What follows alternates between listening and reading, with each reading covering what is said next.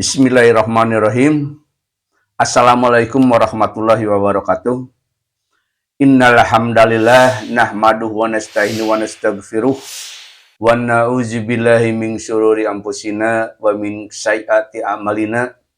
May yahdihillahu fala mudhillalah wa may yudlil fala hadiyalah. Asyhadu an la ilaha illallah wahdahu la syarikalah wa asyhadu anna Muhammadan abduhu wa rasuluh. Amma ba'du. Saudaraku, dari Syekh Ibnu Athaillah menulis dalam karyanya buku Kitab Al-Hikam, jangan sampai permintaanmu kepada Allah engkau jadikan sebab pemberian Allah. Jadi manakala kita berdoa meminta kepada Allah, janganlah kita menganggap bahwa Allah memberi disebabkan permintaan kita kepadanya. Karena jika demikian, maka berarti Allah diatur oleh kita. Tidak demikian, hakikatnya doa yang kita panjatkan kepada Allah adalah bentuk ibadah kita kepadanya. Demikian juga dengan ikhtiar yang kita lakukan itu adalah amal soleh kita. Perkala Allah memberi, Allah mengabulkan, maka itu mutlak kehendak Allah semata. Sungguh, Allah Maha mengetahui keperluan seluruh makhluknya, termasuk kita. Bahkan kita punya keperluan juga, itu adalah kehendak Allah. Dan yang menyediakan segala sesuatu yang bisa memenuhi keperluan kita pun adalah Allah. Itulah para hadirin yang dimuliakan Allah. Jadi, ketika Allah memerintahkan kita untuk berdoa dan meminta kepadanya, maka itu bukanlah agar kita memberitahu keperluan kita, melainkan supaya kita beribadah, tunduk, bersandar dan memohon hanya kepadanya. Rasulullah bersabda, sesungguhnya doa adalah ibadah. Hadis riwayat Bukhari, Muslim, dan Abu Daud, dan Tirmizi. Kita bisa merasakan lapar, namun kita tidak mengerti mengapa kita harus merasakan lapar. Kemudian, kita memerlukan makanan, dan makanan pun ada, sehingga kita bisa menutupi rasa lapar kita. Bagaimana itu terjadi? Tiada lain adalah karena Allah menciptakan kita. Allah menciptakan rasa lapar, dan Allah pula yang menciptakan makanan.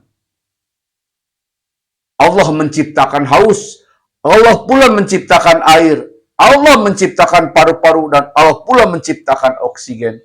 Subhanallah. Saudaraku, Allah memberi bukan karena kita meminta, namun karena Allah Maha memberi. Kita diperintahkan berdoa dan meminta adalah segala bentuk ibadah kepadanya. Bayangkan, jikalau setiap yang kita perlukan hanya bisa kita peroleh dengan cara meminta terlebih dahulu, tentu banyak hal yang sampai hari ini belum kita miliki, padahal sangat kita perlukan. Jangan dulu jauh-jauh. Kita perhatikan diri kita sendiri. Perhatikan rambut kita, warnanya, bentuknya, tingkat kelenturannya, jumlahnya, kecocokannya dengan bentuk wajah kita, pertumbuhannya meski berulang kali kita pangkas, ketiadaan rasa sakit ketika memangkasnya. Kita tidak perlu memintanya, namun Allah memberikan secara sempurna dan sangat detail, cocok dengan keperluan kita. Itu baru rambut, belum organ tubuh yang lainnya. Baginda Rasulullah SAW bersabda, doa adalah saripati ibadah. Hadis riwayat Tirmizi. Yang terpenting dari doa bukanlah terkabulnya doa. Yang terpenting dari doa adalah kita menjadi hamba Allah yang tunduk dan hanya menjadikan Allah semata sebagai tempat bersandar dan meminta.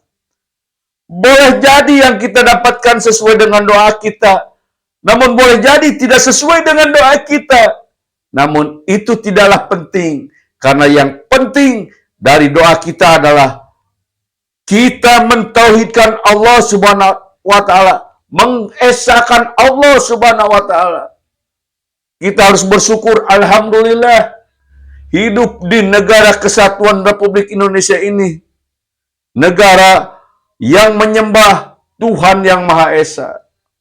Kita tinggal mentauhidkannya, menjauhkan dari sifat-sifat syirik. Hanya kepada Allah kita berdoa. Sebaik-baiknya doa adalah yang dicontohkan oleh para nabi dan rasul. Salah satu doa yang bisa kita contoh adalah doa Nabi Yunus alaihissalam. Manakala beliau berdoa, tidak ada Tuhan selain Allah, Maha suci Engkau, sesungguhnya aku adalah termasuk orang-orang yang zalim. Lihat di Quran surat Al-Anbiya ayat 87. Dalam doa ini Nabi Yunus alaihissalam mentauhidkan Allah, lalu bertasbih mensucikannya, bahwa setiap perbuatan Allah pastilah yang terbaik, meski hal itu tidak sesuai keinginan kita sebagai makhluk, apalagi arti keinginan kita. Karena keinginan kita seringkali didorong oleh hawa nafsu, keinginan yang menggebu-gebu, keinginan karena tetangga, keinginan bukan karena keikhlasan. Kemudian Nabi Yunus alaihissalam merendahkan diri di hadapan Allah Subhanahu wa taala dengan mengakui tidak memiliki apa-apa dan tidak memiliki kekuatan apa-apa kecuali jika Allah memberikan.